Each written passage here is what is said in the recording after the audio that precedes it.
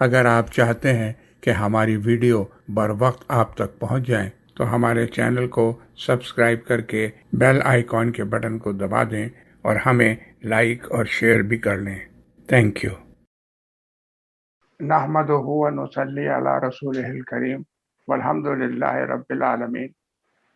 آج خلیل حشمت صاحب اخلاقیات کے اوپر درس دیں گے، تو میں خلیل حشمت صاحب سے درخواست کروں گا کہ وہ اپنے بیان کو شروع کریں۔ خلیل حشمت صاحب۔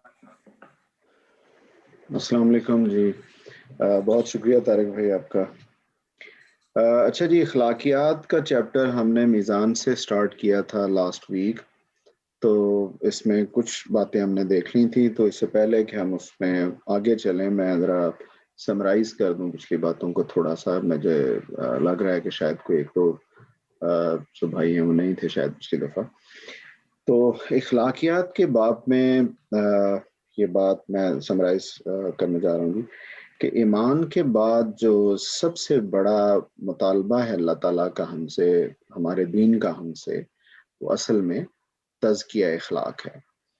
اس کے معنی کیا ہے، یعنی اس کا مطلب کیا ہے کہ ہم نے تزکیہ اخلاق کیا چیز ہے؟ تو اس کا مطلب یہ ہے سادہ لفظوں میں کہ ہمیں اپنے خالق اللہ تعالیٰ اور اس کی مخلوق خلق دونوں سے متعلق اپنے معاملات کو، اپنے اعمال کو پاکیزہ بنانا ہے۔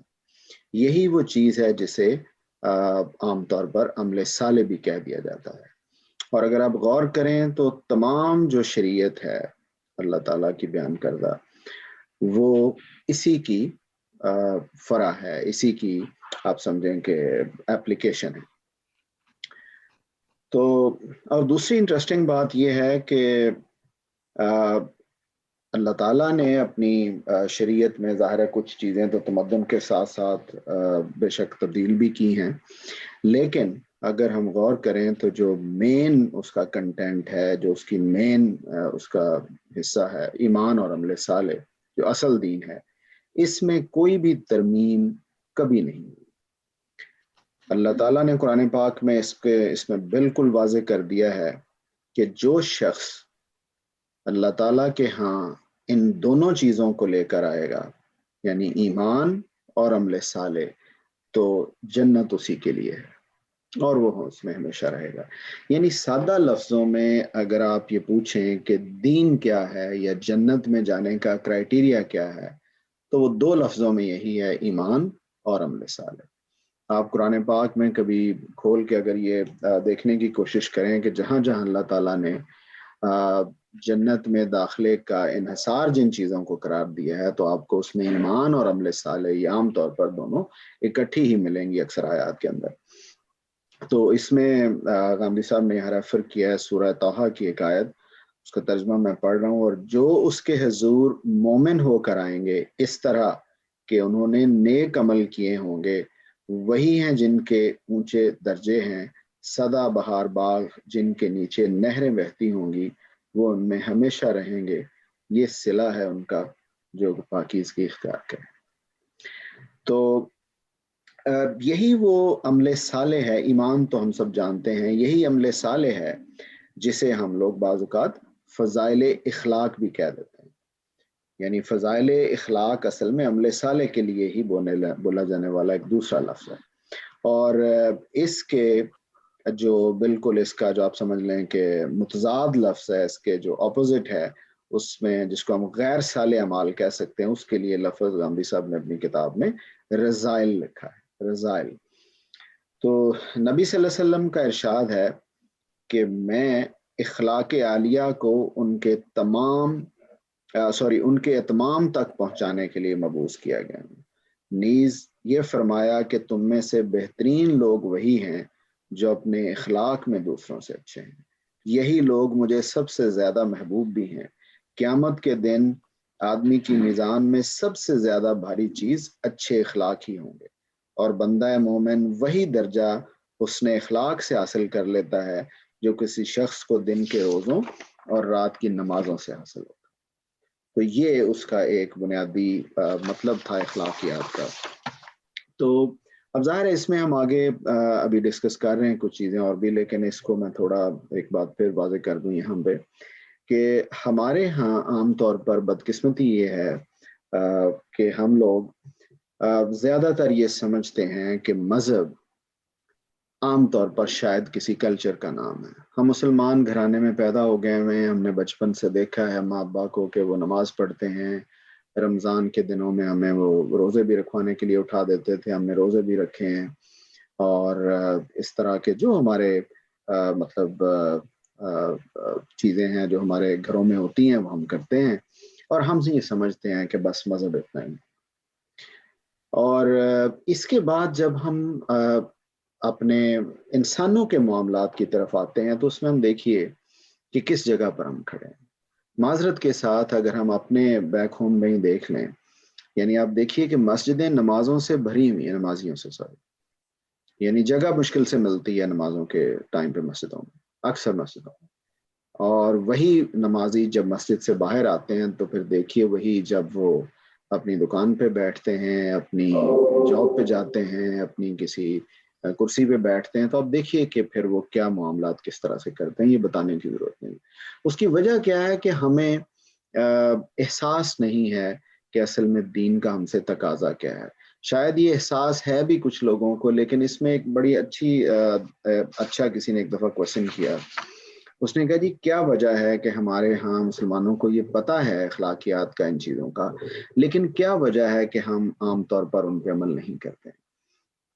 تو اس میں میرے نزدیک، یہ میری ذاتی رائے ہے اور ہو سکتا ہے کہ آپ اس میں اختلاف کریں یا میں غلط ہوں، لیکن یہ کہ جو میں اس کو سمجھ سکا ہوں اس کی وجہ سر یہ ہے کہ عام طور پر جب انسان کسی چیز کو اس کی حقیقت اس کے سامنے جب تک نہیں ہوتی، جب تک اس کو وہ نہیں سمجھتا اس کو حقیقت کے روپ میں، اس وقت عام طور پر وہ اس کو اس طرح سے محسوس نہیں کر پاتا. میں اس کو سادہ مثال دیتا ہوں، شاید اس سے بات کنفیوز ہوگی. اس میں یہ عرض کر رہا تھا کہ دیکھیے میں اگر آپ کو مثال دوں کہ ایک بندہ آپ سے یہ کہتا ہے کہ آپ کل پیدل، آپ فرض کریں آپ لاہور میں رہتے ہیں، اور ایک بندہ آپ سے کہتا ہے کہ کل آپ پیدل چل کر 2-4 دنوں میں جتنے بھی دن لگیں آپ اگر ملتان پہنچ جائیں تو میں پورا ملتان آپ کے نام لگا دوں گا یا اتنی پراپرٹی آپ کے نام کر دوں گا.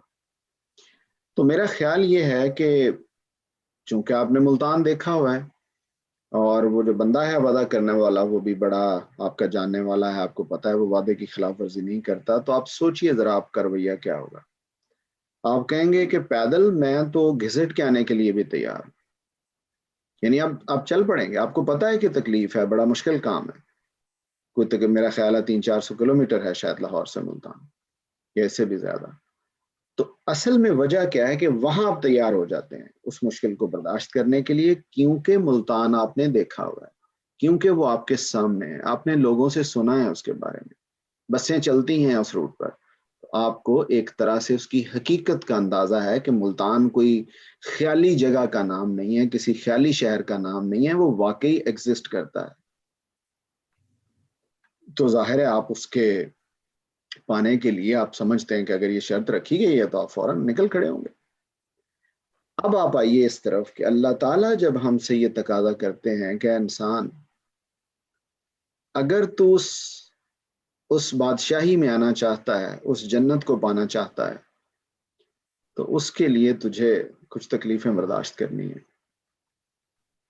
کچھ اپنے اوپر کنٹرول کرنا ہے، لوگوں سے اچھا بولنا ہے.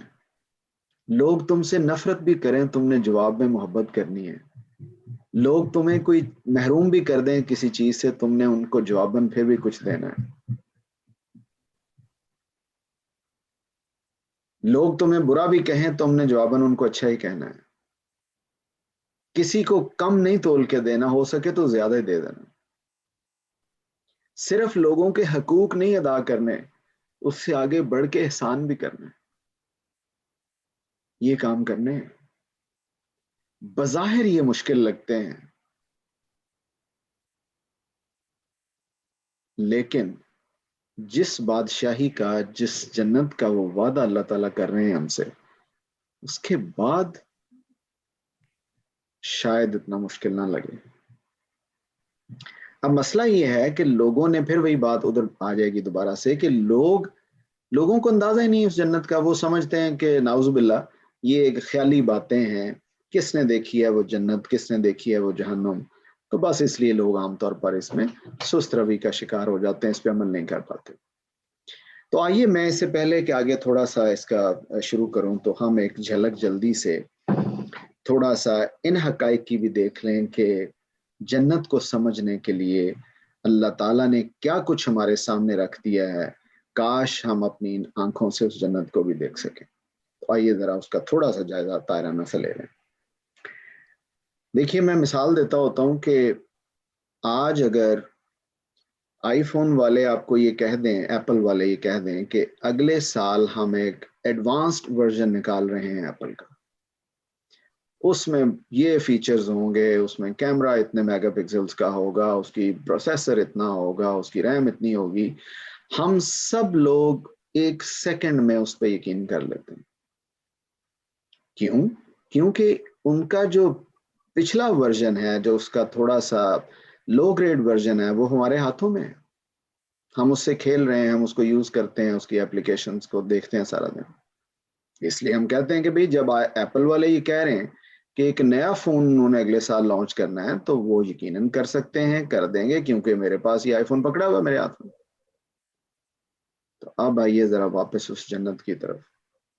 اللہ تعالیٰ نے جنت کا ایک بیسک ورژن ہمارے سامنے رکھ دیا, ہم سب اس کو روز استعمال کرتے ہیں.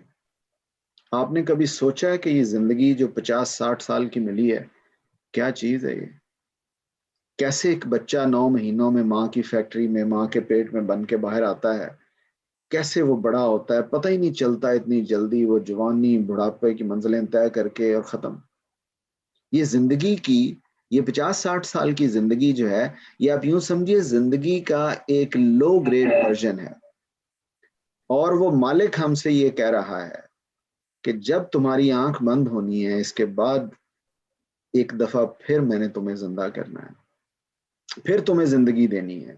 وہ جو زندگی دینی ہے وہ اسی طرح کی زندگی ہوگی, لیکن وہ ایٹرنل ہوگی, وہ ہمیشہ ہوگی. وہ اس زندگی کا ایڈوانسڈ ورژن ہوگا.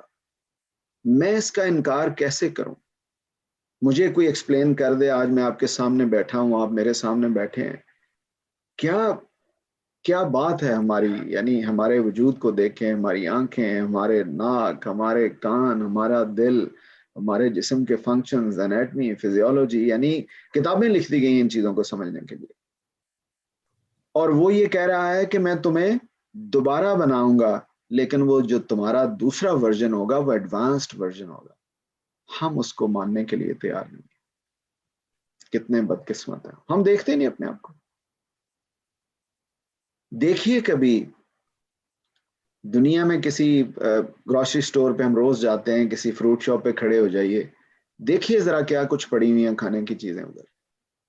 یقین کریں آپ حیران ہو جانا چاہیے ہم سب کو دیکھ کے کہ یہ کیا ہے. یعنی اس زمین میں, اس مٹی میں ہم چھوٹا سا بیج بوتے ہیں, وہ اس بیج کے ساتھ کیا کرتا ہے اللہ تعالیٰ کہ اس سے اتنے بڑے پودے, بیلیں نکلنا شروع ہو جاتی ہیں, ان کو فروٹ لگنا شروع ہو جاتے ہیں, اس میں طرح طرح کے ذائقے آ جاتے ہیں. پھر ہمارے منہ کے اندر کتنے انہوں نے گلینڈز رکھے ہیں ذائقے کو محسوس کرنے کے لیے, پھر ہم وہ کھاتے ہیں, انجوائے کرتے ہیں. یعنی یہ کوئی چھوٹی بات ہے. اور وہ اللہ تعالیٰ کیا کہہ رہے ہیں جنت میں, شاید اس طرح کے فروٹس ہوں گے ادھر بھی. بس یہ کہ ظاہر ہے وہ اپنی پرفیکٹ فارم میں ہوں گے. میں ایک ایگزامپل دے رہا ہوں, یہ ان فروٹس کا لوور ورژن ہے, انہی کا پرفیکٹ ورژن, سپر ورژن آگے آ رہا ہے. تو میں کیسے انکار کروں؟ میں روز ادھر سیب کھاتا ہوں, میں انار کھاتا ہوں, میں انگور کھاتا ہوں. ہم دیکھتے ہیں ان چیزوں کو. یعنی کبھی دیکھیے کھانے کی میز پہ کیا کچھ بچھا ہوتا ہے, کیا کچھ رکھا ہوتا ہے. ہم نہیں دیکھتے, ہم نہیں سوچتے کہ وہ ان چیزوں کو بنانے والا, یا تو بنا کے دکھائیے نا, ایک پیاز ہی بنا دیں, ہم نہیں بنا سکتے. وہ یہ کہہ رہا ہے کہ انہی چیزوں کو آگے بہت سپر ورژن ان کا میں نے رکھ چھوڑا ہے. تو فروٹ شاپ پہ کھڑے ہو کے جنت کی جھلک آپ دیکھ سکتے ہیں. پھولوں کو دیکھیے, کبھی دیکھیے لوگ باتیں کرتے ہیں جی کتنا خوبصورت ہو گیا یہاں پہ اب ویدر, ہر طرف جو ہے وہ ہریالی ہے، پہاڑ ہیں، پھول ہیں، پرندے جو ہے وہ چہچہا رہے ہیں. یہ سارا کچھ کیا ہے؟ یعنی یوں سمجھ لیجئے کہ یہ ایک سیمپل ہے جنت کا چھوٹا سا. یہ پانی دیکھیں، یہ ناگرا فال دیکھیں آ کے، یہ کیا چل رہا ہے، یہ کیا ہو رہا ہے ہمارے سامنے؟ یہ کوئی تماشا ہے؟ یہ اس مالک کے جنت کا لوور ورژن ہے، آپ یوں سمجھ لیجیے. جوانی آپ دیکھیں، یعنی مجھے بتانے کی ضرورت ہے کہ جوانی میں کیا منگیں، کیا جذبے ہوتے ہیں، کیا انرجی کا لیول ہوتا ہے انسان کے اندر کام کر لینے کا. لیکن یہ سمجھیے کہ وہ بس ایک چھوٹا سا پیریڈ ہی ہے، وہ ایک کپ ہے چھوٹا سا جوانی کا، یوں سمجھے جو اللہ تعالیٰ نے ہمیں پلا دیا اس دنیا میں. جنت کا ایک کپ ہے، یوں کہہ لیجیے چھوٹا سا. بس وہ آئی 5-10 سال کے بعد ختم. اب پھر وہ کہہ رہا ہے کہ تمہیں ادھر جوانی ہمیشہ ہمیشہ والی دے دوں گا. تو جس نے ادھر مجھے دے دی ہے وہ ادھر کیوں نہیں دے سکتا؟ تو یہ دنیا میں ہم روز اس جنت کا سیمپل دیکھتے ہیں، اس کا لوور ورژن ہم دیکھتے ہیں. جہنم کی طرف ذرا نظر دوڑائیے، اس کا بھی اللہ تعالیٰ نے ایک لوور ورژن اس دنیا میں رکھ دیا ہوا. تکلیفیں دیکھیے،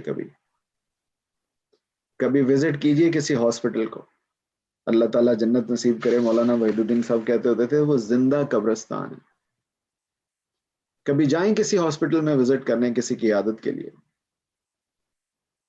یہ کیا چیز ہے؟ تکلیفوں کے سیمپل اللہ تعالیٰ نے اس دنیا میں رکھ دیے. میں کہتا ہوں تکلیفوں کو چھوڑ دے، ایک انسان کو یہ کہہ دیا جائے کہ اس کمرے میں تمہیں بند کر دیا جائے گا بس ہمیشہ ہمیشہ کے لیے، اس کمرے سے کبھی باہر نہیں نکل سکو، تو یہ اٹ سیلف کیا چھوٹی تکلیف ہے؟ دنیا میں دیکھیے کیسی کیسی بیماری ہیں، کیسی کیسی تکلیفیں، لیکن ادھر اس مالک نے یہ چیزیں صرف سیمپل کے لیے رکھی. یہ بھی ایک سیمپل ہے جہنم کا، ایک لوور ورژن ہے جہنم کا. اگلی دنیا میں بھی ایسی ہی تکلیفیں ہوں گی، ظاہر ہے اس سے بہت آگے کی بھی ہوں گی، لیکن میرا مطلب ہے کہ ان کا لوور ورژن، اس کو سمجھنے کے لیے یہ دنیا کی تکلیفیں کافی. تو خدا کے لیے یہ بات خیالی مت سمجھیے. اگر وہ دنیا خیالی ہے تو پھر یہ دنیا بھی خیالی ہونی چاہیے، ایسا نہیں. ہم آئے روز تکلیفیں بھی دیکھتے ہیں، ہم آئے روز کوئی چیزوں کو نئے ایکسپیرینسز بھی کرتے ہیں، انجوائے بھی کرتے ہیں، چیزوں کو دیکھتے بھی ہیں، خوش بھی ہوتے ہیں، اچھا بھی کھاتے ہیں، کبھی بیمار بھی ہو جاتے ہیں، کبھی صحت بھی دیکھی ہم نے، کبھی بیماریاں بھی دیکھی. تو اس مالک نے ہمیں جنت اور جہنم کا پورا ایک لوور ورژن کا تعارف ہر انسان کو کرا دیا. اب وہ صرف یہ کہہ رہا ہے کہ تیری آنکھ بند ہونی ہے، ابھی تو تمہیں میں ٹیسٹ فیز میں ڈالا ہوا، تمہیں چیک کر رہا ہوں تم کیسے انسان ہو. کیونکہ وہ جو اگلا ایڈوانسڈ ورژن ہے اس کے لیے اس نے کیا کرائیٹیریا رکھا ہوا ہے. وہ کہہ رہا ہے کہ میں نے 2 جگہیں بنائی، یعنی جنت اور جہنم جو بنائی ہے. وہ کہہ رہا ہے کہ جنت کے لیے میں ایسے لوگوں کو پک کر رہا ہوں، ابھی میں سلیکٹ کر رہا ہوں، یہ سلیکشن پروسیس ہے جس میں انتہائی نفیس، نیک دل، نرم دل، پاکیزہ لوگوں کے لیے وہ کالونی میں نے بنائی، اس میں نے ان لوگوں کو اکٹھے کر دیا. اور دوسری طرف اس نے وہ کالونی بنائی ہے جس میں گناہگار، بد اخلاق، بے ایمان، ان کے لیے وہ کالونی بنائی ہوئی ہے. بس یہاں دنیا میں تو مکس ہو رہا ہے نا، کہ ایک ہی گھر میں بیمار بھی رہ رہا ہے، صحت مند بھی رہ رہا ہے، اچھا بھی رہ رہا ہے، برا بھی رہ رہا ہے، ہم سائے اچھے ہیں یا برے ہیں، ہم اچھے ہیں، یعنی مکسچر ہوا ہوا دنیا کے اندر. آپ کو بھی دیکھیے اچھے برے سب رہی جا رہے ہیں، سب پھر رہے ہیں. کوئی ایسا سچ کرائیٹیریا مالک کا بنایا ہوا نہیں ہے دنیا کے اندر کامیابی کا یا ناکامی کا، بلکہ سچی بات یہ ہے کہ کیا کامیابی اور کیا ناکامی. پھر مولانا وحید الدین خان صاحب کی یاد آ رہی ہے، اللہ تعالیٰ ان کو کروٹ کروٹ جنت دے. ان کا فکرہ ہے یہ، فرمایا انہوں نے ایک جگہ اپنی کتاب میں اللہ اکبر میں کہ اس دنیا میں پانے والا بھی اتنا ہی ناکام ہے جتنا محروم آدمی ناکام ہے. یعنی آپ اس کو ذرا تھوڑا اس کے اندر اتر کے دیکھیے اس فکر میں کہ جس کو کچھ مل گیا ہوا ہے، آپ سمجھتے ہیں کہ وہ یہاں اب مطلب اس کو پتہ نہیں کیا مل گیا ہوا ہے، ہمیشہ اس کے پاس رہے گا پھر تو ٹھیک ہے بات یہ، لیکن نہیں رہنا ہمیشہ اس میں. جو کچھ بھی ملا، آپ کو دولت ملی ہے، آپ کو گھر ہیں، آپ کے پاس پراپرٹیز ہیں، گاڑیاں ہیں، اولاد ہے، جو کچھ بھی ہے، یہ ہمیشہ نہیں رہنا. اینڈ کیا ہے؟ دوسری طرف ایک محروم انسان ہے جس کو اس طرح سے نعمتیں نہیں اس دنیا میں ملی، اس نے بھی چلے جانا. تو آپ کو لگتا نہیں ہے کہ یہ دونوں کا انجام ایک ہی ہے؟ پانے والا بھی اور محروم بھی دونوں ایک ہی جگہ کھڑے ہوئے. بس ہماری بدقسمتی ہے کہ ہم یہاں پہ جس کو کچھ ملتا ہے، جس کو کچھ دولت، کچھ عزت، کچھ نعمتیں اللہ تعالیٰ زیادہ دیتے ہیں، تو وہ انسان جس کو کہتے ہیں اکڑنا شروع ہو جاتا ہے کہ میں پتہ نہیں کیا بن گیا ہوں. تو پھر موت آ کے اس کو بتاتی کہ تو کچھ نہیں ہے، تو ایک مٹی کا ڈھیر ہے. اور جس کو کچھ نہیں ملتا، اب دیکھیے لوگوں کو ڈپریشن، مایوسی، شکوے، شکایتیں، ان کو بھی احساس نہیں ہے کہ یہ میری موت کے ساتھ ہی ختم ہو جانی ہے ساری چیزیں. قرآن پاک میں اللہ تعالیٰ نے اس پر مہر ثبت کر دی، اس کانسیپٹ پر، یہ کہہ کے کہ میں تم لوگوں کو کبھی دے کے آزماتا ہوں اور کبھی لے کے آزماتا ہوں. سادہ میں اپنے الفاظ میں بول رہا ہوں، یعنی کبھی اچھے حالات سے آزماتا ہوں، کبھی برے حالات سے آزماتا ہوں. کیا بات!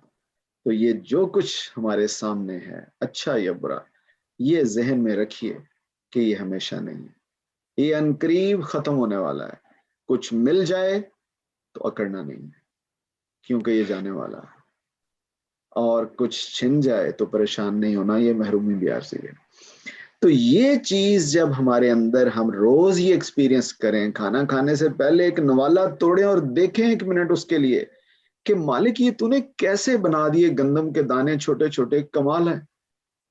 اور میں وہ کھا رہا ہوں اور تو مجھے یہ کہہ رہا ہے کہ بس اچھا انسان بن کے آ جا، تو میں تیرے لیے اسی گندموں کے ڈھیر لگائے ہوئے میں نے آ گیا، جہاں نہ کوئی بڑھاپا، نہ کوئی بیماری، نہ کوئی پریشانی. یعنی بات ہی ختم کر دی اللہ تعالیٰ نے یہ کہہ کے کہ جو مانگو گے ملے گا. اس سے بڑی بھی کوئی بات ہو سکتی ہے کیا؟ سوچیے آپ.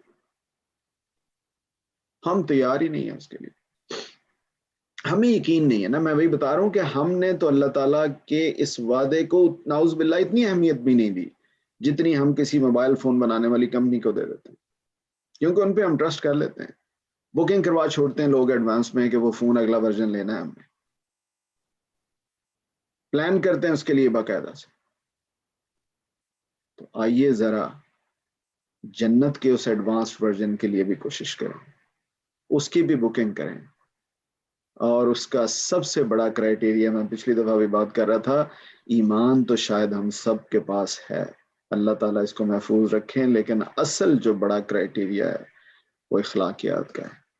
اس کی وجہ یہ ہے کہ اللہ تعالیٰ کے حقوق کے معاملے میں کوئی کوتاہی اگر ہو گئی، آپ یقین کیجئے کہ وہ اتنا رحیم ہے کہ کیا بتاؤں. قرآن پاک کی آیت کا وہ ترجمہ آپ کبھی دیکھیے جہاں فرمایا کہ انسان تو ایک دفعہ آ تو صحیح میرے پاس، تو ایک دفعہ بول تو صحیح کہ یا اللہ معاف کر دے، تیری آنکھیں ایک دفعہ بھیگیں تو صحیح تھوڑی سی، میں تیرے آنسوں کو نیچے گرنے سے پہلے میں ان تیرے گناہوں کو نیکیوں میں بدل دوں گا. ایسی محبت، ایسی رحمت والا خالق ہے ہمارا. لیکن مسئلہ زیادہ سنگین انسانوں کے ساتھ، انسان نہیں معاف کرتے. تو اس لیے سارے میرے بھائی پلیز اس بات کو بہت سیریسلی سوچئے کہ ہمیں انسانوں کے معاملات میں بہت زیادہ حساس ہونا ہے.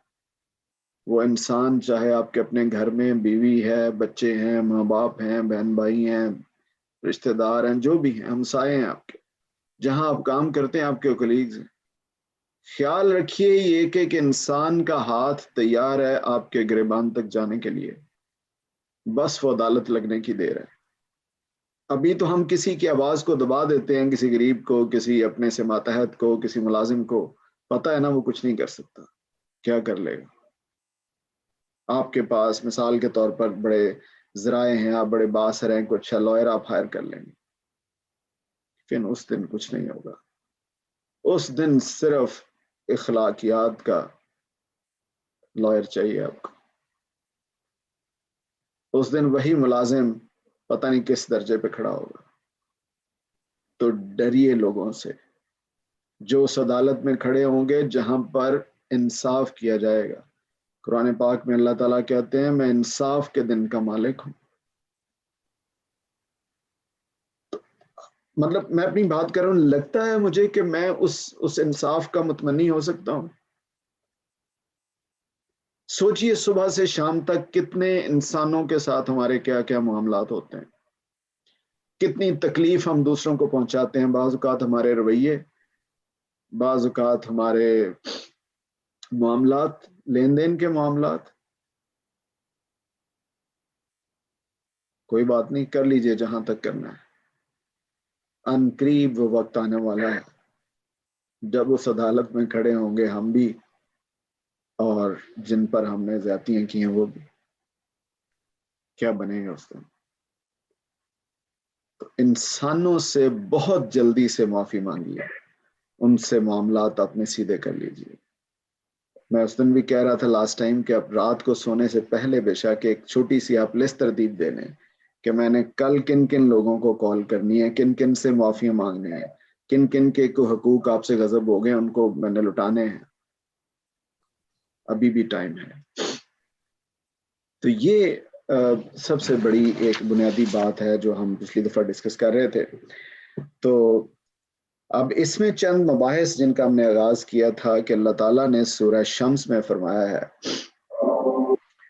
کہ تمہارا نفس گواہی دیتا ہے اور جیسا اسے سنوارا پھر اس کی نیکی اور بدی اسے سجھا دی کہ مراد کو پہنچ گیا وہ جس نے اس کو پاک کیا اور نامراد ہوا وہ جس نے اسے علبہ کیا، یعنی اپنے نفس کو. اب یہاں پر 3 کویسچنز ہم نے ڈسکس کیے تھے، یا شاید 2 کیے تھے. ان میں پہلا کویسچن یہ تھا کہ انسان کے لیے خیر و شر کو جاننے کا ذریعہ کیا ہے، یعنی کیسے انسان جان سکتا ہے کہ یہ خیر ہے، یہ شر ہے، یعنی یہ صحیح ہے یا یہ غلط ہے. تو اللہ تعالیٰ نے اس کا جواب بڑے واضح طور پر قرآن پاک میں دے دیا ہے کہ جس طرح اللہ تعالیٰ نے انسان کو دیکھنے کے لیے آنکھیں اور سننے کے لیے کان دیے ہیں، بالکل اسی طرح نیکی اور بدی کو الگ الگ پہچاننے کے لیے ایک حادثہ اخلاقی بھی دیا ہے. یعنی انسان صرف ایک عقلی اور حیوانی وجود نہیں ہے، وہ ایک اخلاقی وجود بھی ہے. میں اکثر سوچتا ہوں کہ آپ دیکھیے دنیا میں کتنے جاندار ہیں، انسان ایک ایکسیپشن ہے اس پلانٹ پہ. آپ کبھی دیکھیے یہ کتے، یہ بلیاں، یہ شیر، یہ جتنے بھی جاندار ہم دیکھتے ہیں روز، آپ کو محسوس نہیں ہوتا کہ ان میں اور ہم میں ایک بنیادی فرق ہے. عقل بھی شاید کسی حد تک کچھ جانوروں میں ہے، یعنی وہ عقلی وجود بھی ہیں، حیوانی تو وہ ہیں. ایک چیز البتہ ان میں کمی ہے، وہ ان کے اخلاقی وجود کی کمی. ان کو نہیں پتا کیا غلط ہے کیا صحیح ہے. یہ صرف ہمارے اندر رکھا گیا. تو میں آپ سے یہ کوشچن کرتا ہوں کہ ایسا کیوں ہے؟ یعنی انسان کے ساتھ یہ کیا پرابلم ہے کہ وہ اپنے اندر ضمیر نام کی ایک چیز محسوس کرتا ہے جس کو ہم گٹ فیلنگ یا کانشنس لوگ بول دیتے ہیں. یہ صرف انسان کے اندر ایک یہ چیز، اور اس کے بعد انسان کو اللہ تعالیٰ نے جو ایستھیٹک سینس دی ہے. دیکھیے جب سے یہ زمین بنی ہے، جب سے انسان اس دنیا میں بعد ہوئے، کس طرح انسان آگے بڑھ رہا ہے. نئی نئی بلڈنگز اپنے لیے، نئی نئی آسائشیں، گاڑیاں، فون، لگژریز، یہ سب کچھ کرتا ہے. لیکن جانوروں کو دیکھیے، وہ آج بھی ویسے ہی رہ رہے ہیں جیسے وہ ہزاروں سال پہلے سے رہ رہے تھے. ان کے اندر یہ چیز نہیں. یعنی یہ کتنی بڑی ایکسیپشن ہے. اب مسئلہ یہ ہے کہ اتنی بڑی ایکسیپشن اس نے ہمارے اندر رکھ چھوڑی ہے کہ جس کے بعد ہمیں باہر سے کسی کو بلا کے پوچھنے کی ضرورت نہیں ہے یہ کیا غلط ہے اور کیا صحیح ہے. ہمارے اندر اللہ تعالیٰ کہتا ہے میں نے تمہارے اندر خیر اور شر جو ہے اس کو ودیت کر دیا ہے، میں نے اس کو بتا دیا، تمہارے اندر رکھ دیا اس چیز کو، یعنی کہ اخلاقی وجود بھی تمہیں دیا ہے میں نے، تاکہ تم اس کو پہچان سکو. تو اسی لیے بڑے سے بڑا آدمی بھی جب گناہ کرتا ہے تو پہلے مرحلے میں اس کو چھپانے کی کوشش کرتا ہے کہ نہ پتا چلے کسی کو. کیونکہ وہ جانتا ہے یہ برائی ہے. یہ ہم پچھلی دفعہ ڈسکس کر چکے ہیں تھوڑا سا. اس کے بعد دوسرا کوشچن یہ تھا اس ٹاپک کے اندر کہ انسان کو وہ کون سا موٹیویٹنگ فیکٹر ہے جو انسان کو تزکیہ اخلاق پر آمادہ کرتا ہے یا کرے گا. یعنی انسان کیوں اچھے کام کرے, اس کے لیے کیا محرک ہوگا. تو اس کے لیے اللہ تعالیٰ نے قرآن پاک میں ان کا جواب دیا. اللہ تعالیٰ نے فرمایا کہ وہ محرک اسی خیر و شر کا جو الہام ہے, اس کی بنا پر انسان کا یہ احساس کہ ان دونوں کے نتائج یکساں نہیں ہو سکتے.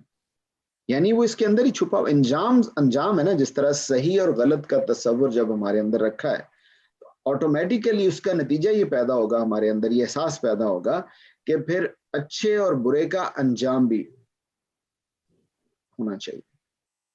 اچھائی کا انجام اچھا اور برائی کا انجام برا, یعنی کانسیکوینسز ہیں. تو سچی بات ہے اگر ہم انجام پہ نظر نہ رکھیں تو بہت مشکل ہے کہ ہم اس ضمیر کی آواز کو کبھی سن بھی سکیں. کیسا خوبصورت اللہ تعالیٰ کا ایک چھوٹا سا الارم سسٹم ہمارے اندر فٹ ہوا ہوا ہے. کوئی برائی کی طرف بڑھتے ہیں, قدم بڑھاتے ہیں تو الارم بجنا شروع ہو جاتا ہے کہ نہ کرو. ہم نہیں سنتے, ہم سمجھتے ہیں بس یہی زندگی ہے, ادھر ہی کر لو, انجوائے جو کرنا. میں کہتا ہوں سب کچھ یہ باتیں ٹھیک تھیں, کاش کوئی ان کو ہمیشہ کر دیتا. کوئی خیال نہیں کرنا چاہیے تھا کسی اچھائی کا, کسی برائی کا, بس انجوائے کرنا چاہیے تھا. اگر یہ چیزیں ہمیشہ ہوتی, ہمیشہ نہیں. یعنی آپ غور کر رہے ہیں کبھی انسانی نفسیات کا کہ ایون یعنی جب وہ اپنے تئیں بڑا خوش ہو رہا ہوتا ہے, انجوائے کر رہا ہوتا ہے, تو اس کے اندر ایک احساس ہوتا ہے کہ یہ لمحے, یہ جو میں انجوائے کر رہا ہوں, یہ چیزیں یہ کسی لمحے بھی چھن جائیں گی یا چھن سکتی ہے. کتنی انسرٹینٹی ہے. بلکہ یہ فائنینشیل مینجمنٹ وغیرہ میں یہ کہا جاتا ہے کہ فیوچر از انسرٹن.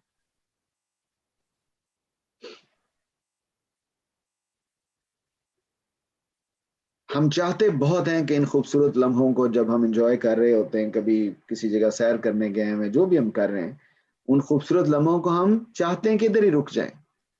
ہم قید کر لینا چاہتے ہیں, لیکن ہوئے کبھی قید ہوئے, بس وہ زیادہ سے زیادہ تصویروں کی شکل میں اب ہم موبائل میں سیو کر لیتے ہیں. ان کو دیکھ کے خوش ہوتے رہتے ہیں, وہ یاد ہے ہم فلاں جگہ گئے تھے, یہ دیکھیں. یعنی یہ کیا احساس ہے, تصویریں جو ہم جمع کرتے ہیں اپنی, یہ کیا احساس ہے.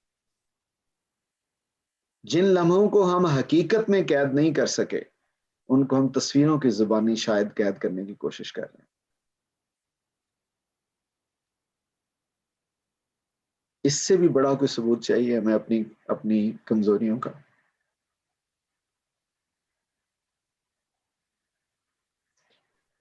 اللہ اکبر. تو اس کا جو انجام ہے وہ اس کا سب سے بڑا محرک ہے کہ اچھا کام اچھا انجام اور برا کام برا انجام. اور تیسرا سوال یہ تھا اس کے اندر, فلسفہ اخلاق کا جو تیسرا بڑا کوشچن تھا. اس سے پہلے میں تیسرا کوشچن ڈسکس کروں, یہ ایک آیت کا ترجمہ غامدی صاحب نے یہاں لکھا ہوا, تو وہ میں اگر پڑھ دوں تو بڑا ہی اچھا لگے گا آپ لوگوں کو بھی سن کے. وہ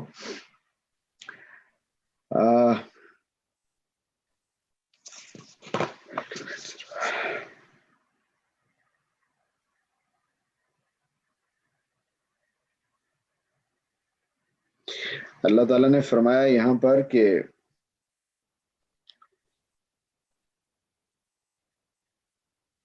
سو قرابت مندوں کو, یہ سورہ روم کی آیت ہے, سو قرابت مند کو اس کا حق دو اور مسکین اور مسافر کو بھی, یہ بہتر ہے ان کے لیے جو خدا کی رضا چاہتے ہیں, اور یہی ہیں جو فلاح پانے والے ہوں گے. اور پھر فرمایا سورہ لیل میں, جو اپنا مال اس لیے دیتا ہے کہ اسے تزکیہ حاصل ہو, اور جس کی کوئی عنایت بھی کسی پر اس لیے نہیں ہے کہ اسے بدلہ ملے, بلکہ صرف اپنے خداوند برتر کی خوشنودی کے لیے۔ آپ سوچیے، یعنی اگر آپ کسی کے ساتھ اچھائی اس لیے کر رہے ہیں کہ مجھے جواباً اچھائی مل جائے، مجھے اس کا بدلہ اچھا مل جائے، مجھے لوگ عزت دے دیں، تو پھر اللہ تعالیٰ کہتے ہیں میرے پاس اس کا کوئی اجر نہیں۔ اگر تو وہ کام تم نے اس لیے کیا تھا کہ میرا مالک مجھ سے خوش ہو جائے، تو پھر تو مجھ سے بدلے کی امید رکھو، اور پھر ایسا بدلہ دوں گا کہ یاد رکھو گے تم، ایسا بدلہ دوں گا۔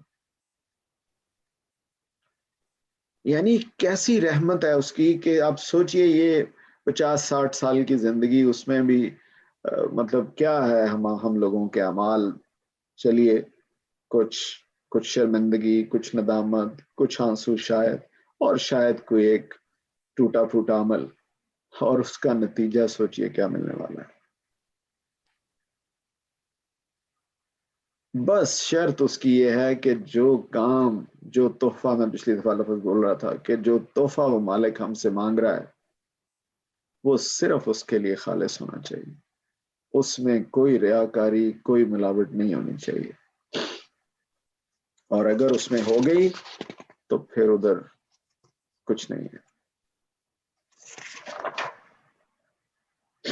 اسی لیے نبی صلی اللہ علیہ وسلم نے بھی فرمایا نا، ان الاعمال بالنیات، کہ انسان کے اعمال اس کی نیت پر موقوف ہیں۔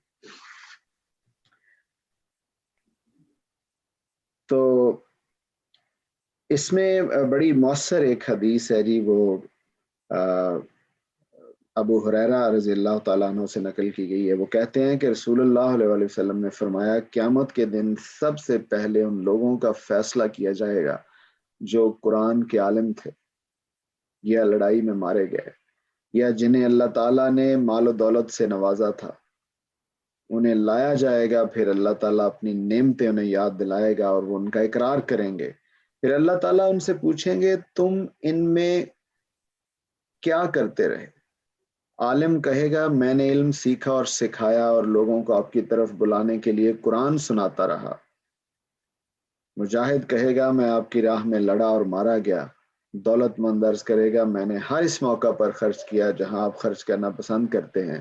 اللہ تعالیٰ فرمائیں گے تم سب جھوٹے ہو، تم تو یہ سب اس لیے کرتے رہے کہ لوگ تمہیں عالم، بہادر اور سخی کہیں، سو دنیا میں تمہیں یہ کہہ دیا گیا۔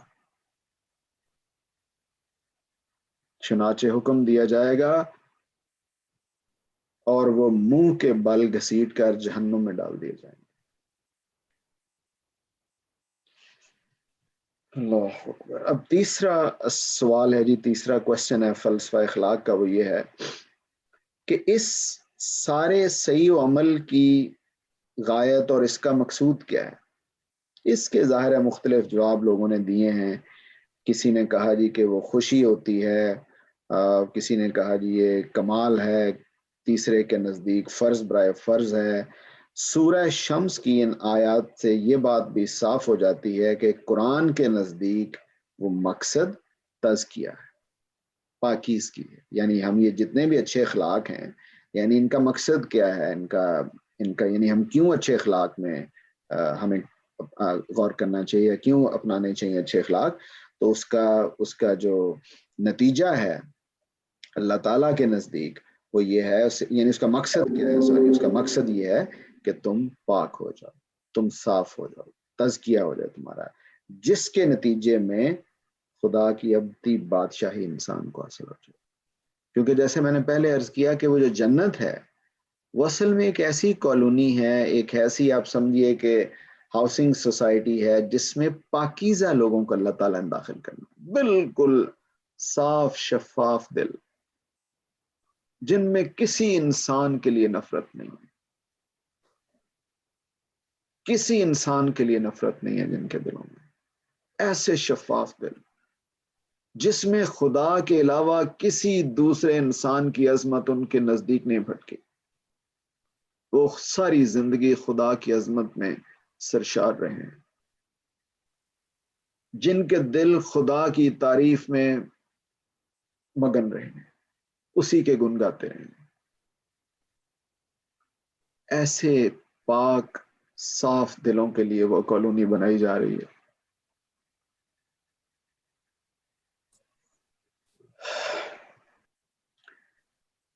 تو سورہ الفجر میں اللہ تعالیٰ نے فرمایا اے وہ جس کا دل اچھی اور بری ہر حالت میں اپنے رب سے مطمئن رہا، اپنے رب کی طرف لوٹ اس طرح کہ تو اس سے راضی اور وہ تجھ سے راضی، اور میرے بندوں میں شامل ہو اور میری جنت میں داخل ہو۔ تو اب ہم اس میں اگلے ایریاز ڈسکس کرنے لگے ہیں جی۔ سب سے پہلے سورہ نحل کی آیت ہے جس کا ترجمہ یہ ہے کہ اللہ تعالیٰ تمہیں عدل اور احسان اور قرابت مندوں کو دیتے رہنے کا حکم دیتا ہے، اور بے حیائی، برائی اور سرکشی سے روکتا ہے، وہ تمہیں نصیحت کرتا ہے تاکہ تم یاد دہانی حاصل کرو۔ یہ اس باب میں قرآن پاک کی ہدایت کا بنیادی اصول ہے۔ جس طرح ہم ڈسکس کر رہے تھے کہ انسان کی فطرت جن فضائل اخلاق کو پانے اور جن رذائل سے بچنے کا تقاضا کرتی ہے، یعنی اچھے اور برے کا جو ہم نے پیچھے کانسیپٹ پڑھا ہے، ان کی بنیادیں اس میں واضح کر دی گئی ہیں۔ خیر و شر کے یہ اصول بالکل فطری ہیں، لہٰذا خدا کے دین میں بھی ہمیشہ مسلم رہے ہیں۔ تورات کے احکام اشرا انہی پر مبنی ہیں، اور قرآن نے بھی اپنے تمام اخلاقی احکام میں انہی کی تفصیل کی ہے۔ پہلی چیز، اب ہم ایک ایک کر کے ان کو ڈسکس کرتے ہیں۔ پہلی چیز جس کا اس آیت میں حکم دیا گیا سورہ نحل کی میں، عدل ہے۔ عدل کے معنی یہ ہے کہ جس کا جو حق واجب کسی پر عائد ہوتا ہے اسے بے کم و کاست اور بے لاگ طریقے سے ادا کر دیا جائے، خواہ وہ صاحب حق کمزور ہو یا طاقتور، اور خواہ ہم اسے پسند کریں یا ناپسند۔ اسی بات کے لیے فرمایا ایمان والو انصاف پر قائم رہو اللہ کے لیے اس کی گواہی دیتے ہوئے، اگرچہ یہ گواہی تمہاری ذات، تمہارے ماں باپ اور تمہارے قرابت مندوں کے خلاف ہی پڑے۔ امیر ہو یا غریب، اللہ ہی دونوں کے لیے زیادہ حقدار ہے، اس لیے خدا کی ہدایت کو چھوڑ کر تم خواہشوں کی پیروی نہ کرو کہ اس کے نتیجے میں حق سے ہٹ جاؤ، اور یاد رکھو اگر حق و انصاف کی بات کو بگاڑنے یا اس سے پہلو بچانے کی کوشش کرو گے تو جو کچھ تم کرتے ہو اللہ اس سے خوب واقف ہے۔ سبحان اللہ۔ یہ سورہ نساء کی آیات پڑھی ہیں جی میں نے ان کا ترجمہ۔ اور پھر سورہ المائدہ میں دیکھیے کیا فرمایا، ایمان والو انصاف پر قائم رہنے والے بنو اللہ کے لیے اس کی گواہی دیتے ہوئے، اور کسی قوم کی دشمنی بھی تمہیں اس بات پر نہ ابھارے کہ تم انصاف سے پھر جاؤ۔ انصاف کرو، یہ تقوی سے زیادہ قریب ہے، اور اللہ سے ڈرتے رہو، بے شک اللہ تمہارے ہر عمل سے باخبر ہے۔ یعنی عدل ہم نے ابھی تک انڈرسٹینڈ کر لیا ہے کہ جو کسی کا حق ہے وہ اس کو دے دو، یہ نہیں دیکھنا وہ حقدار جو ہے وہ آپ سے کمزور ہے یا طاقتور ہے، کون ہے وہ، یہ نہیں دیکھنا۔ اب ہم سب جانتے ہیں کہ حقوق کیا ہیں۔ آپ کہیں جاب کر رہے ہیں تو امپلائر کا حق آپ پر قائم ہوتا ہے، کس طرح سے آپ وہاں پہ آپ اپنے فرائض انجام دیتے ہیں۔ اپنے ہمسائے ہیں تو ظاہر ہے ان کے بھی حقوق ہیں۔ گھر کے اندر نظر دوڑائیے تو بیوی، بچے، ماں باپ، بہن بھائی، ان کے بھی حقوق ہیں۔ اور یہاں مسئلہ کیا ہوتا ہے آج کل کے اس ہمارے کلچر کی بات کر رہا ہوں میں، کہ وہاں پر لوگوں کے زیادہ شکوے شکایتیں، آپ ہم سب ایک ہی کلچر سے ہیں، کہ وہ جی اس نے میرے ساتھ یہ کر دیا ہے تو ظاہر ہے میں پھر مجبور ہوں۔ ہمیں اپنی آخرت سیدھی کرنی ہے۔ اگر وہ اچھے ہیں اور ہم بھی جواباً اچھے ہیں تو پھر ہمارا کیا کمال ہے، مجھے یہ بتائیے۔ بروں کے ساتھ اچھا کرنا یہی تو آزمائش ہے، یہی تو ٹیسٹ ہے۔ یعنی اچھے کے ساتھ تو ہر کوئی اچھا کرے گا، پھر اس میں کس بات کا کریڈٹ ہم اللہ تعالیٰ سے لینا چاہ رہے ہیں؟ مزہ تو تب ہے کہ وہ برا ہو اور ہم اچھے ہوں، اس کی زبان پہ گالیاں ہوں اور ہماری زبان پہ اور ہمارے دل میں دعائیں ہوں اس کے لیے۔ وہ ہم سے چھیننے کے در پہ ہے اور ہم اس کو دینے کے لیے آگے بڑھ رہے ہیں۔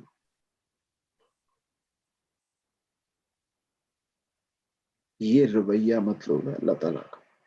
ظاہر ہے یہ مشکل ہے، یعنی آسان کام نہیں. اب اس میں کئی لوگ یہ کہتے ہیں جی یہ تو بہت مشکل ہے, تو میں یہ کہتا ہوتا ہوں کہ ریوارڈ بھی تو دیکھیے نا. یعنی ایک چھوٹی سی 5-10 ہزار کی جاب کے لیے ساری زندگی محنت کرنے والا انسان, راتوں کو اپنی نیندیں قربان کر کے وہ ڈگریاں حاصل کرنے والا انسان, یہ بھول جاتا ہے کہ یہ جو جاب مجھے مل رہی ہے کیا ورتھ ہے اس کی. $5-10 ہزار جو پھر مجھے صحت بھی نہیں دے سکتی, میرے سارے مسائل کا حل بھی نہیں ہے اس کے پاس, اس کے باوجود وہ اس کے لیے اتنی محنت کرتا ہے, اتنی تکلیفیں اٹھاتا ہے, وہ نیندوں کو قربان کر دیتا ہے. وہ بادشاہی کبھی تصور میں لائیے ذرا, جہاں جو مانگو گے حاضر کر دیا جائے گا. اس کے لیے یہ قیمت ہے. سوچیے ایک منٹ, پھر شاید مشکل نہیں لگے گی.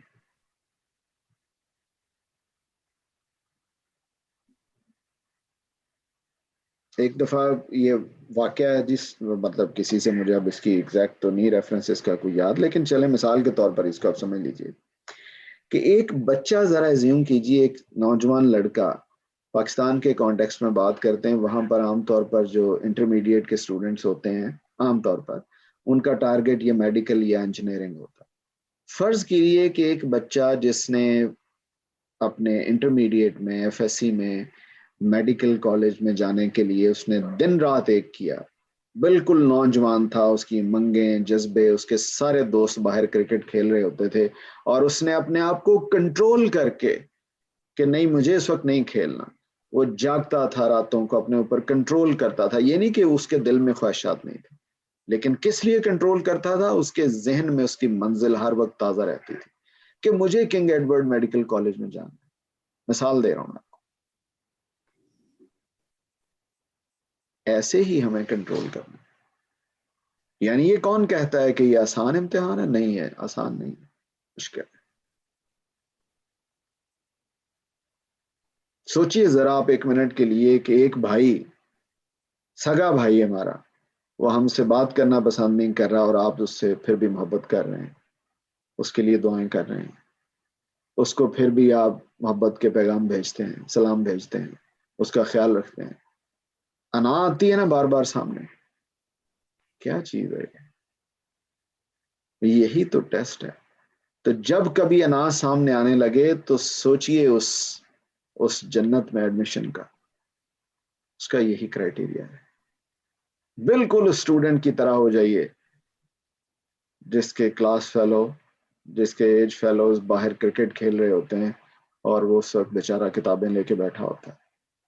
بس اس کی نظر اس میڈیکل کالج میں ایڈمیشن پر ہوتی ہے, اور پھر وہ یہ سوچتا ہے کہ ایک دفعہ ایڈمیشن ہو جائے اس کے بعد بس پھر میں فری.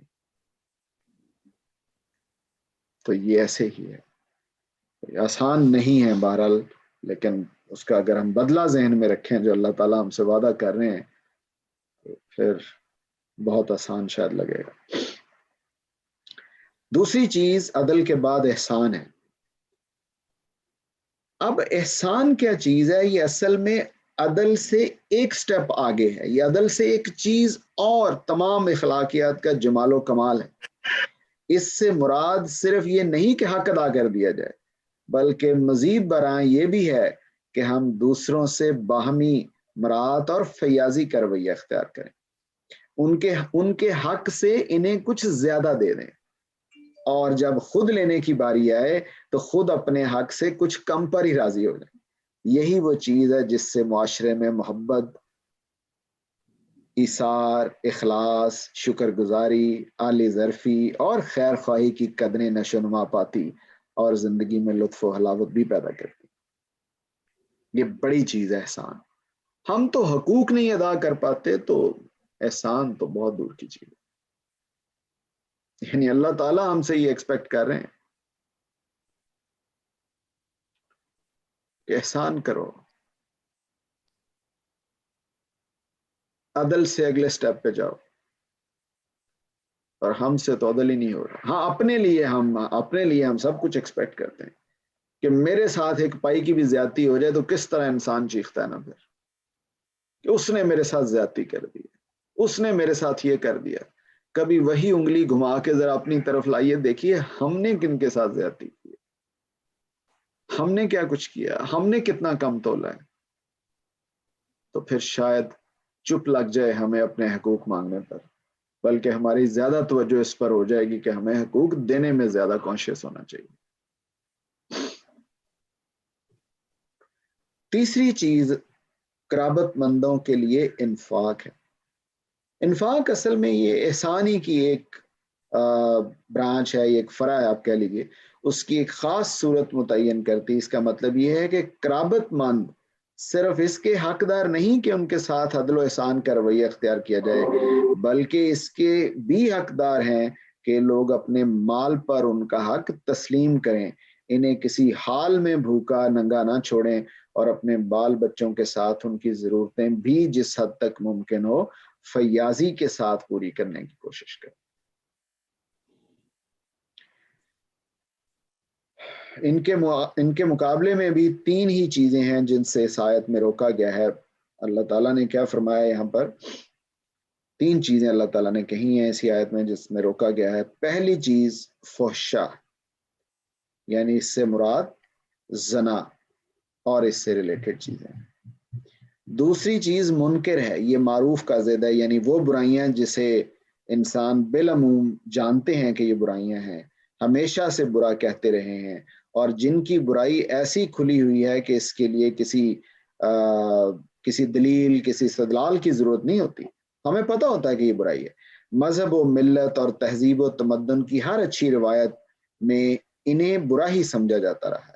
قرآن نے ایک دوسرے مقام پر اس کی جگہ اسم کا لفظ استعمال کر کے واضح کر دیا ہے کہ اس سے مراد یہاں وہ کام ہیں جن سے دوسروں کے حقوق تلف ہوتے ہیں.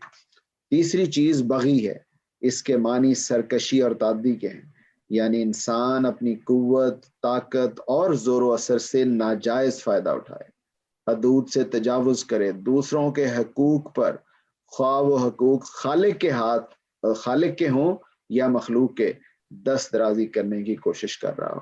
ارشاد فرمایا سورہ الاعراف میں، ان سے کہہ دو کہ میرے پروردگار نے تو بے حیائی کو خواہ وہ کھلی ہو یا چھپی، اور حق تلفی اور ناحق زیادتی ہی کو ممنوع قرار دیا ہے. یہ سورہ اعراف کی آیت ہے جناب. تو یہ وہ معاملات ہیں جی جس میں ہمیں بہت زیادہ کانشیس ہونا ہے. اس سے آگے بڑھ کے جس طرح بھی ہم بات کر رہے تھے کہ عدل کے ساتھ ساتھ ہمیں احسان کا رویہ اپنانا.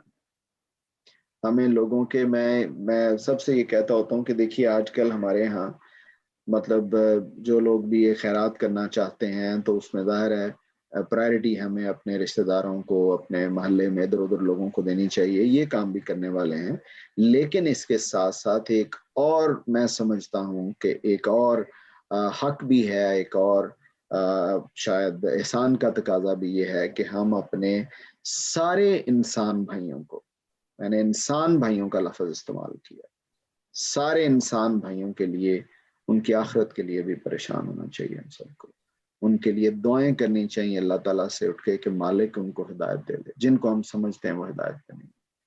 اپنے لیے بھی مغفرت مانگیے، اپنے لیے بھی اللہ تعالیٰ سے ہدایت مانگیے، گھر والوں کے لیے مانگیے، اپنے ہمسایوں کے، پوری دنیا کی انسانیت کے لیے ہمیں اللہ تعالیٰ سے ہدایت کی اور مغفرت کی دعا مانگنی چاہیے کہ یا اللہ جن کو ہم سمجھتے ہیں کہ ابھی ہدایت نہیں ملی، وہ لوگ بالکل بھٹکے ہوئے، تو مالک تو ان کو ہدایت دے، اور کاش ہم اس ہدایت کا ذریعہ بن سکیں، خدا کا یہ پیغام پہنچا سکے. اتنا خوبصورت پیغام ہے ہمارے پاس خدا کا، لیکن سوچئے اس دن اللہ تعالیٰ کو کیا منہ دکھائیں گے کہ ہمارے رویوں کی وجہ سے اتنی نفرت جتنی ہم لوگوں نے پھیلا دی ہے، اس کے بعد خدا کا پیغام سننے کے لیے کوئی تیار نہیں ہوتا. تو آئیے مل کر ہم اس محبت کو عام کریں، اللہ تعالیٰ کی لوگوں کی نفرت کو برداشت کیجیے. یہی ہمیں کرنا ہے، یہی برداشت ہمیں کرنی ہے، یہی اچھا اخلاق ہمیں اپنانا ہے، اور خدا کے اس پیغام کو جو ہم محبت کی بعد ہی لوگوں تک پہنچا سکتے ہیں. اور اس کے بعد اللہ تعالیٰ سے مغفرت کی دعا اپنے لیے بھی کیجیے، سب کے لیے، میرے لیے بھی. اللہ تعالیٰ ہم سب کو معاف فرمائے. دعا کر لیں خلیل ہاں جی صاحب. نہیں فیصل بھائی دعا کریں جی. نہیں بسم اللہ آپ کو. نہ نہیں پلیز آپ کی موجودگی میں نہیں سر. اچھا الحمدللہ الحمدللہ رب العالمین والصلاة والسلام علی محمد الامین. یا رب العالمین بہت گناہ گار لوگ ہیں یا اللہ، تو ہمیں پہچانتا ہے، لیکن تو ستار العیوب ہے، ہمارے گناہوں پر پردہ ڈالتا ہے. یا اللہ ہم تیرے شکر گزار ہیں. یا اللہ تو ہمیں ہمیشہ اپنا شکر گزار بندہ بنا کے رکھ. آمین. یا رب العالمین جو کہتے ہیں اس پر عمل کی توفیق عطا فرما. آمین آمین. اور یا رب العالمین جو کہہ نہیں سکتے، جو عمل نہیں کر سکتے، اس کو کہنے سے بھی ہمیں محفوظ فرما. آمین. یا اللہ تو رحیم ہے، تو رحم فرما، تو کریم ہے، تو کرم فرما. یا اللہ اپنا فضل رکھ ہم سب کے گھروں پر، ہم سب کی فیملیز پر. یا اللہ جو بیمار ہیں ان کو صحت کاملہ شفا عاجلہ عطا فرما. یا اللہ جو پریشان ہیں ان کی پریشانیوں کو دور فرما. جو مقروض ہیں ان کے قرضوں کو یا اللہ غیبی امداد سے ادا فرما دے. یا رب العالمین یا اللہ جن کی پریشانیاں ہیں یا اللہ سب گھروں میں کوئی نہ کوئی پریشانیاں ہوتی ہیں، یا اللہ سب پر اپنا رحم اپنا کرم فرما دے. یا رب العالمین تو رحیم و کریم ہے، رحم و کرم فرما. آمین یا رب العالمین برحمتک یا ارحم الراحمین برحمتک یا ارحم الراحمین. اگر آپ چاہتے ہیں کہ ہماری ویڈیو بر وقت آپ تک پہنچ جائیں تو ہمارے چینل کو سبسکرائب کر کے بیل آئیکن کے بٹن کو دبا دیں اور ہمیں لائک اور شیئر بھی کر لیں. Thank you.